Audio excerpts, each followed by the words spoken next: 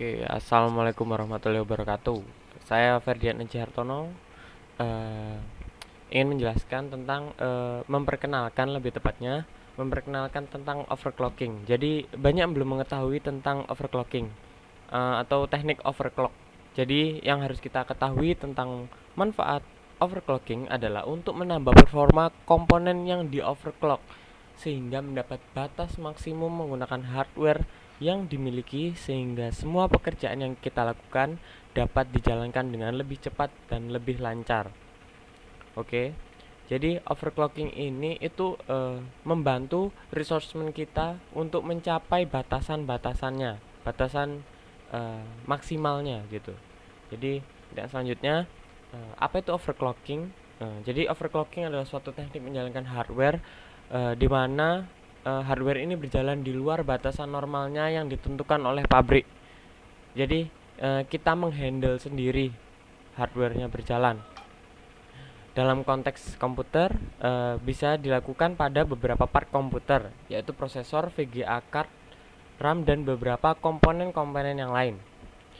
Oke, cara melakukan overclock ada beberapa opsi atau ada banyak opsi yang dapat kita pilih. Tetapi kita bercerita tentang sekitar tahun 2000-an terlebih dahulu pada era Intel Celeron, teknik overclocking ini hanya bisa dilakukan oleh profesional karena profesional overclocker ini itu mengerti resiko-resikonya dan dapat meminimalisir kerusakan kepada prosesor gitu atau komponen yang di overclock. Oke, semakin berkembangnya teknik overclock ini sehingga pada masa kini dengan prosesor yang semakin berkembang, teknik ini tidak harus dilakukan oleh profesional. Bahkan orang awam seperti kita pun hanya dengan satu klik teknik overclocking ini bisa berjalan secara seotomatis dan semudah itu. Seperti itu. Jadi ini grafik perbandingan overclock dan stoknya. Jadi stok itu bawaan pabriknya.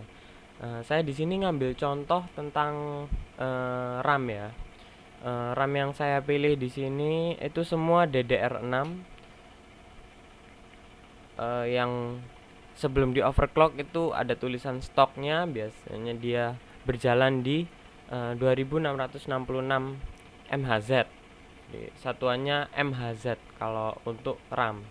Tapi kalau untuk prosesor saat di overclock satuan kecepatannya itu GHz.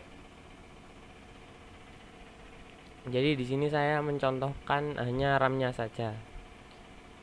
Maksud dari XMP itu adalah Extreme Memory Profile. Jadi Extreme Memory Profile ini itu kita tidak perlu mengoverclock secara mandiri. Jadi komputer atau BIOS perangkat lunak yang ada di motherboard itu akan mengoverclock secara mandiri memori kita, tergantung dari memori yang kita miliki atau resourcement yang kita miliki. Jika motherboard kita mencukupi, misalnya sudah memiliki fitur XMP ini, setelah itu kita berikan RAM yang tepat, yang bisa yang support XMP, jadi motherboard kita mengoverclock sendiri. Jadi kita tidak perlu mengotak-ngatiknya. Oke, kita lanjutkan aja. Jadi kekurangan dan kelebihannya itu ada ya. Overclock ini memiliki kekurangan dan kelebihan. Jadi untuk kelebihannya kita mendapatkan performa secara maksimal. Resourcement kita itu berjalan dengan maksimal, dengan sangat baik, dapat memproses atau mengolah data lebih cepat dari sebelum di overclock. Tetapi untuk beberapa kekurangannya itu diantaranya membutuhkan equipment tertentu seperti motherboard yang khusus, karena motherboard ini kan yang menghubungkan RAM, prosesor dan VGA card Jadi sirkuitnya berada di Mobo. Jadi Mobonya harus bagus sehingga bisa mengatur semua arus listrik dengan baik. Dan PSU yang paling penting. PSU ini untuk memasok eh, listrik bagi equipment atau hardware yang di overclock. Karena overclock ini membutuhkan daya yang lebih untuk mendukungnya. Jadi konsumsi listrik jadi lebih boros, tetapi borosnya 5 sampai 10%, ya lumayan lah. Untuk hardware jadi untuk yang saya perhatikan untuk beberapa prosesor di Intel, Intel memiliki prosesor yang emang di lock dari pabrikannya. Jadi misalnya Intel i3 berjalan di 3 GHz.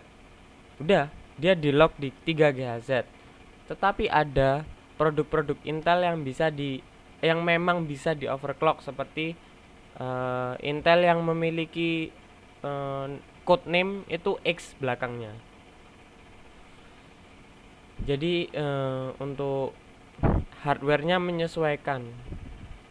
Oke. Teknik overclock ini bisa dilakukan saat kita ingin mengejar performa hardware lama kita atau resourcement lama kita, PC lama kita untuk mengimbangi performa hardware terbaru. Sehingga kita tidak perlu membeli atau mengeluarkan dana lebih untuk membeli hardware terbaru. Tetapi kita bisa mengoverclock resourcement kita yang ada untuk minimal mengimbangi generasi terbaru untuk mendapatkan performa yang ya sebanding lah. Di lain sisi overclock juga pada era saat ini dilakukan dengan mudah dan tanpa keahlian khusus. Jadi yang satu klik tadi itu memang gampang sih. Dan banyak sekarang aplikasi-aplikasi yang bisa kita peroleh di internet. Jadi kalau nggak salah itu MSI Afterburner, jadi dia langsung overclock sendiri. Jadi overclock kurang lebih kita sudah pahami bersama, karena sebelumnya menurut saya overclock ini banyak yang kurang dipahami oleh pengguna komputer dan laptop sehingga dalam penggunaannya kurang maksimal. Kurang maksimal bagaimana? Jadi seperti ini. Dalam beberapa waktu perangkat komputer dan laptop ini pasti mengerjakan sesuatu yang berat. Seperti misalnya kalau kita bekerja di hal editing atau coding yang membutuhkan resourcement tinggi, yang membutuhkan resourcement bagus, tetapi kita tidak memiliki resourcement sebagus itu, kita bisa mengoptimalkan atau minimal mempercepat waktu lah, mempercepat prosesnya. Jadi kita overclock dulu, setelah itu kita bekerja di komputer itu lebih cepat yang pasti. Dan yang pasti untuk hal editing itu setelah di overclock pasti menghemat waktu, karena editing itu membutuhkan waktu yang lama dalam prosesnya. Oke. Jadi gitu aja. Terima kasih.